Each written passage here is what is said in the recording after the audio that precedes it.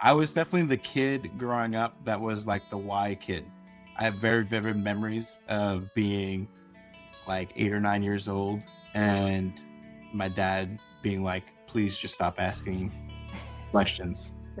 Always ask why and don't be afraid of silence. Learn to listen for the question that's actually in what people are saying. Learn to listen for the questions in their layering. People need to answer questions for themselves. Like, you're not trying to get them to say a certain thing. You want them to answer it honestly and truthfully and authentically. That's the power of asking each other questions. Is I might be asking you a question to understand.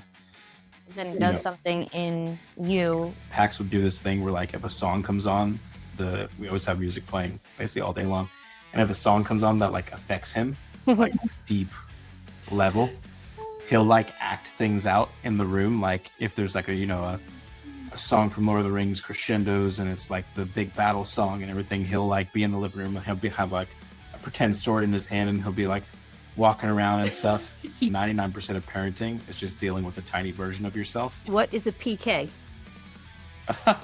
It's a pastor's kid, also known as, not always, but usually the most jaded person in the church. So there was just constantly this pressure kind of thing.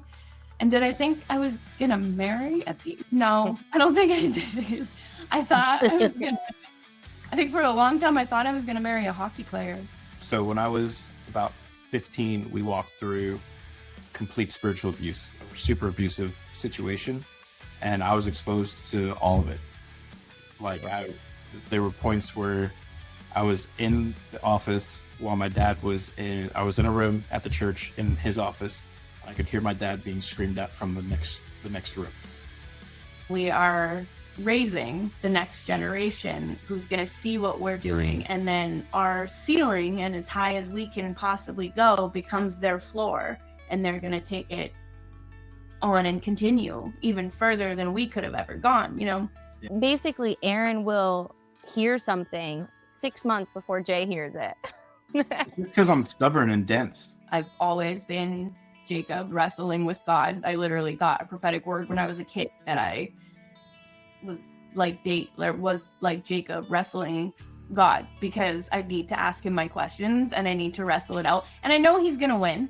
I think Erinn would be in a boxing ring and she'd be like, hell yes. I have seen her. Okay, listen. Because one of a ref would make a bad call and then Sam would jump the rope and give him the chance. See, you wouldn't have to worry about Erinn in the ring. What you'd have to worry about is Erinn after the ring.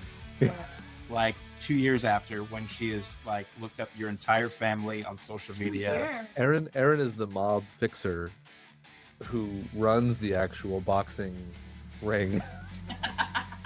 Which, I mean, is really just MLM. Laying hands on a girl who was literally in a coma, had been in a coma for months, and like wasn't eating, wasn't drinking, and they literally unhooked her from everything and brought her to a church meeting that we were at in Italy.